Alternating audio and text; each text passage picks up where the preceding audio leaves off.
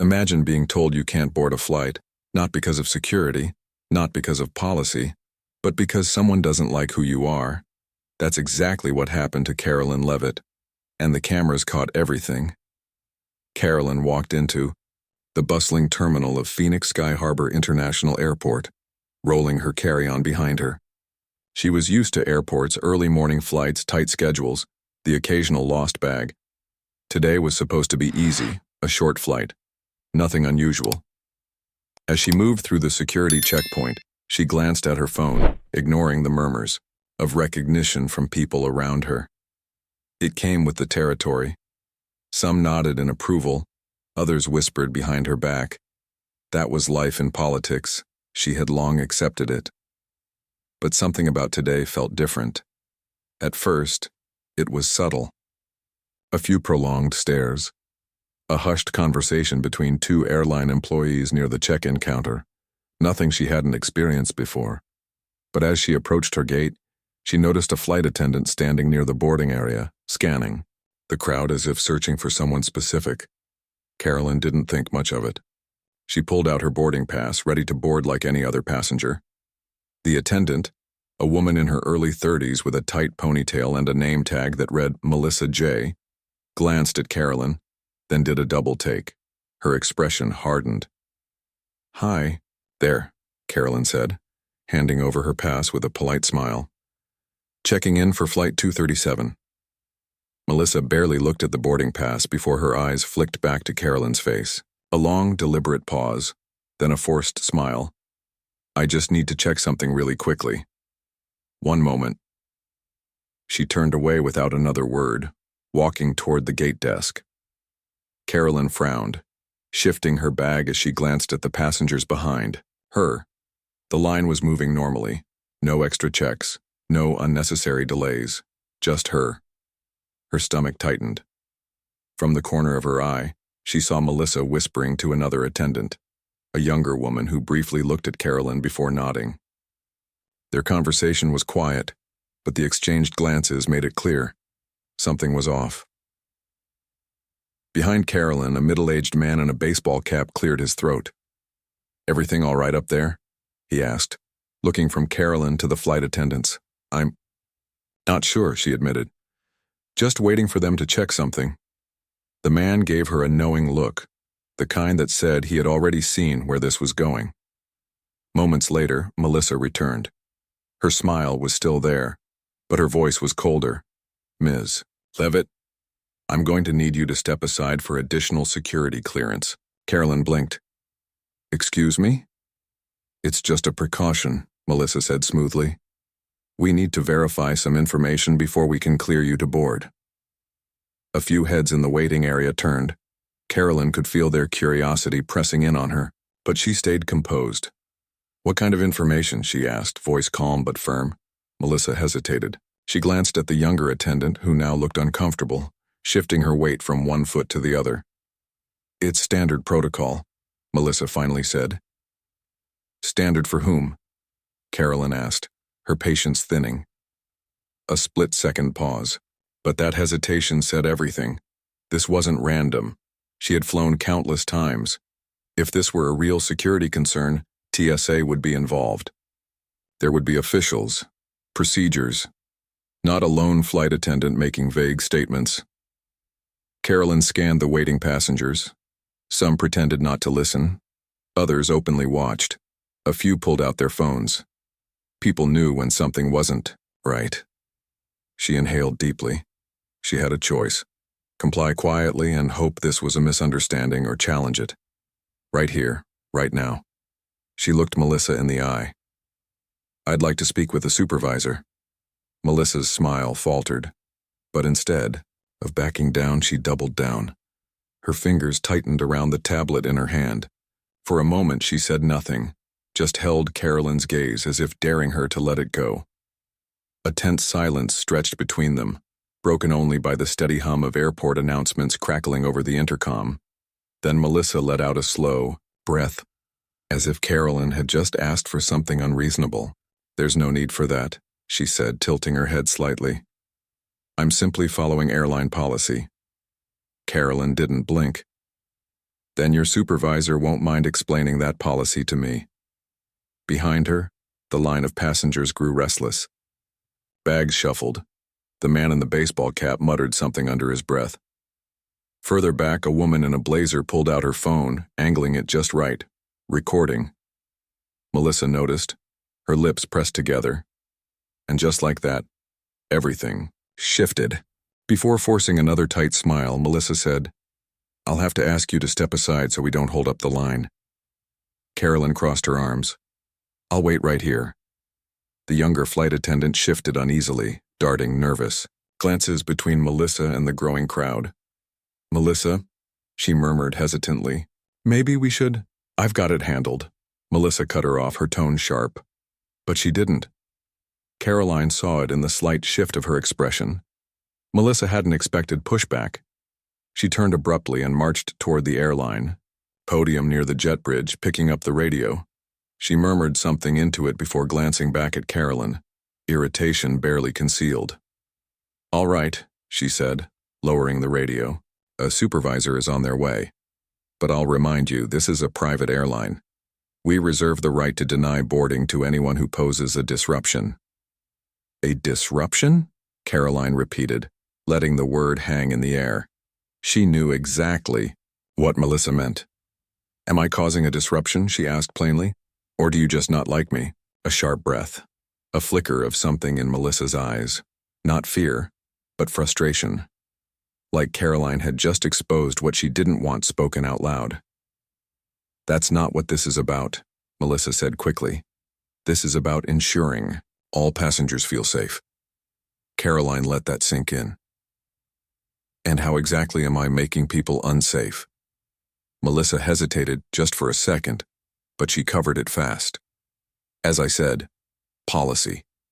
And that was when Karoline realized Melissa was stalling. This wasn't just about denying her boarding. It was about making her leave on her own. She wanted Karoline to get frustrated, to argue, to make a scene, so she could justify removing her. It was a trap, and Karoline wasn't going to step into it. She took a slow breath, glancing at the people, watching. More phones were out now. The energy in the room had shifted. What had started as quiet curiosity had turned into clear skepticism. People weren't just watching anymore. They were waiting. Then, a new voice cut through the tension. "What's going on here?" A man in a navy blue airline blazer approached, ID badge clipped to his chest, gate supervisor, late 40s, graying at the temples, the look of someone who'd spent years smoothing over airport disputes. Melissa turned, her voice suddenly sickly sweet. "Oh, good, you're here," she said. "I was just explaining to Ms. Leavitt that we needed to verify some details before she could board." The supervisor's eyes flicked from Karoline to Melissa. He didn't immediately buy it. "Verify what details exactly?" he asked. Melissa opened her mouth, then paused, and in that hesitation Karoline knew she didn't have an answer. The supervisor's gaze hardened. "Ma'am, has TSA spoken to you?" "No," Karoline said firmly. "Nobody has. Because this isn't about security." His frown deepened. He turned to Melissa. "Is that true?" Melissa's polite facade cracked. Her smile was gone now. "We're just being cautious," she tried again. The supervisor's jaw tightened. He exhaled sharply, shaking his head, then turned to Karoline. "You're cleared to board, Ms. Leavitt." A ripple of murmurs moved through the crowd. Melissa looked like she'd swallowed something bitter, but before anyone could move, she spoke again. "I still think it's a risk." "A risk?" Karoline met her eyes. The way Melissa said it, the sharp edge in her voice, the lingering defiance. It was clear. She wasn't talking about safety. She was talking about ideology, and Karoline wasn't going to let that slide. She turned to the supervisor, voice steady. "I'd like to file a formal complaint." Melissa flinched, and just like that, the balance of power shifted. For a moment, no one spoke. The tension sat thick in the air, pressing down like the weight of an unspoken truth. Melissa's eyes flickered. Just for a second, but it was enough. She wasn't expecting Karoline to push back. The supervisor exhaled slowly, adjusted his stance. "All right," he said. "Let's step over to the side and we'll—" "No." Karoline's voice was clear, unwavering. "I want to file it now. Right here." A murmur swept through the crowd. More passengers had stopped pretending to mind their own business. A woman in a beige trench coat raised her phone higher, definitely recording now. The supervisor hesitated. Then he nodded. Understood. Melissa shifted uncomfortably. Melissa's jaw tightened. "I'm just following procedure," she muttered, but the confidence she had minutes ago was crumbling. Karoline let the silence stretch between them before speaking. "What procedure exactly?" Melissa swallowed. "Because, according to the airline's website," Karoline continued, "the only reasons a passenger can be denied boarding are if they're a threat, intoxicated, or violating airline policy. I've done none of those things." The supervisor glanced at Melissa, his frown deepening. "Is that true?" Melissa opened her mouth, then closed it. Something inside Karoline settled. She had her cornered. But Melissa wasn't done yet. I have the right to refuse boarding if I feel it's necessary," she said, her voice sharper now, clinging to whatever authority she thought she still had. "Passengers have been removed before." Karoline held her gaze. "And I bet they had a valid reason." She let the words sink in. "What's yours?" The silence stretched too long, and that's when the shift happened. The passengers had seen enough. The whispers turned into voices. The side glances turned into open stares. A man in a baseball cap let out a scoff. "This is ridiculous," he muttered, shaking his head. A woman a few feet away crossed her arms. "She paid for her ticket just like the rest of us," someone else chimed in. "If she's not a security risk, then what's the problem?" Melissa's face turned red. She had lost the crowd. She must have realized it too, because she suddenly stepped forward, addressing the supervisor instead of Karoline. "I still think she's a disruption," she said, her voice lower but still laced with frustration. The supervisor studied her for a long moment, then turned to Karoline. "Ms. Leavitt," he said, his tone firm, "you are cleared to board this flight." The tension snapped like a rubber band. Karoline exhaled, steadying herself. She had known this would happen. If she just stood her ground, the truth would come out. But then Melissa did something no one expected. She stepped in front of the boarding lane, physically blocking the entrance. A gasp rippled through the crowd. Someone let out a low, shocked whistle. Even the supervisor looked taken aback. Melissa's hands clenched into fists. She had lost control of the situation, and she knew it. "She's a disruption," she repeated. "I have the right—" "No," the supervisor cut in, his voice firmer this time. "You don't." Melissa turned to him, her face twisting. "You're just going to let her on?" The supervisor's patience had worn thin. "You're done here." A silence, heavier than the last, settled over the gate. Melissa's eyes flickered with disbelief, like she couldn't comprehend what was happening. But reality hit fast. The supervisor motioned toward another employee behind the desk. "Escort her to the office." Melissa's lips parted, her breath shaky. You're firing me?" The supervisor's jaw tensed.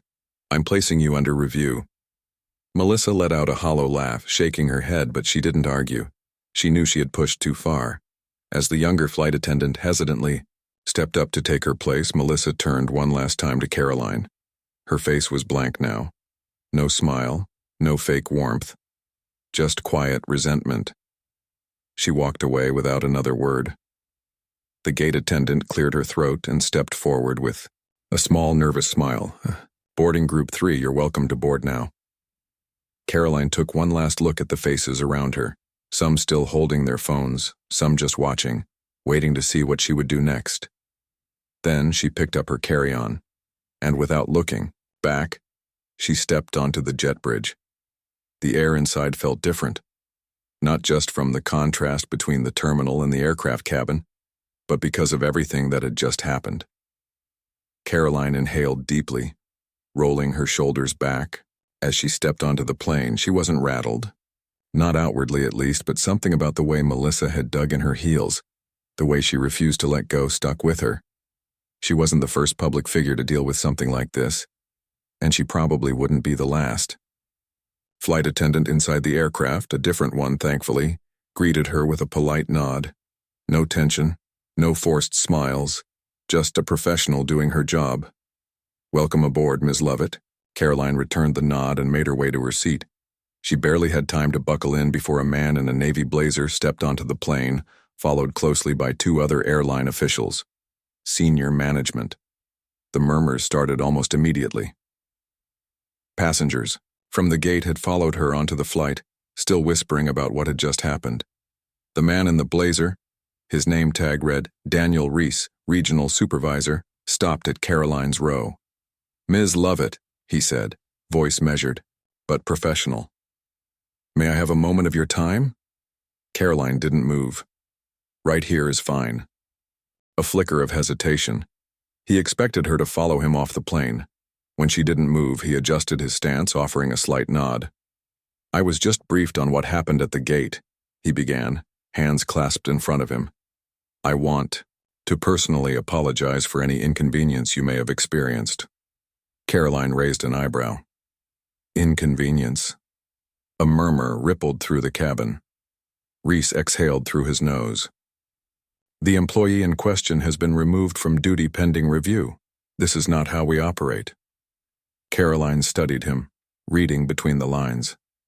His words were smooth, carefully measured, the kind of corporate damage control that acknowledged, without truly admitting fault. She leaned back, arms crossing. "What exactly is being reviewed?" A pause. A hesitation, so brief most wouldn't catch it. But Karoline did. Then, unexpectedly, Reese glanced around the cabin, clearly aware that every passenger was listening. This wasn't just a conversation anymore, it was a spectacle, one that wouldn't be forgotten anytime soon. His voice dropped lower. "I understand why you're upset," he said. "I can assure you this will be handled internally." Karoline let that sit for a moment, then tilted her head. Handled how? Reese's jaw tightened. He wasn't used to being challenged like this. "Melissa knowingly and deliberately tried to stop me from boarding," Karoline continued, voice even but firm. "Not for security reasons, not for safety, because she didn't like me." Reese didn't deny it. "I need to know," she went on, her voice carrying beyond their conversation, reaching the other passengers. "How often does this happen? How many people get removed from flights when the cameras aren't rolling?" The tension thickened. Passengers weren't just eavesdropping anymore. They were invested. Reese knew it. He exhaled sharply, then leaned in slightly. "This was a mistake," he admitted, voice low. "And we're going to make it right." A murmur swept through the cabin. "Will she be fired?" Karoline asked, point blank. Reese's lips pressed into a firm line. He couldn't answer that. Not here. Not in front of an audience. Instead, he straightened his posture, slipping back into his corporate mask.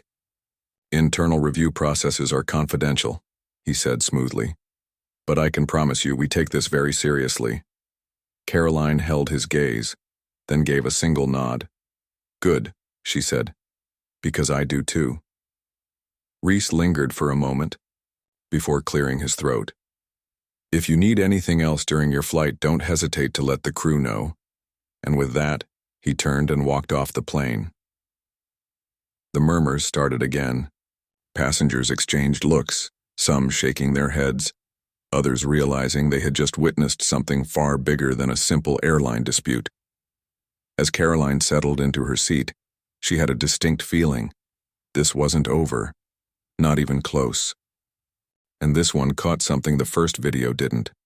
Melissa, standing at the gate, arms crossed, muttering under her breath as Karoline walked away. It was barely audible. But the internet did what the internet does best, enhanced the audio, slowed it down and pulled out the words, "I don't let people like her on my plane." The moment it hit social media, the firestorm exploded. This wasn't just a misunderstanding anymore. This was personal. And now, the airline had no choice but to act.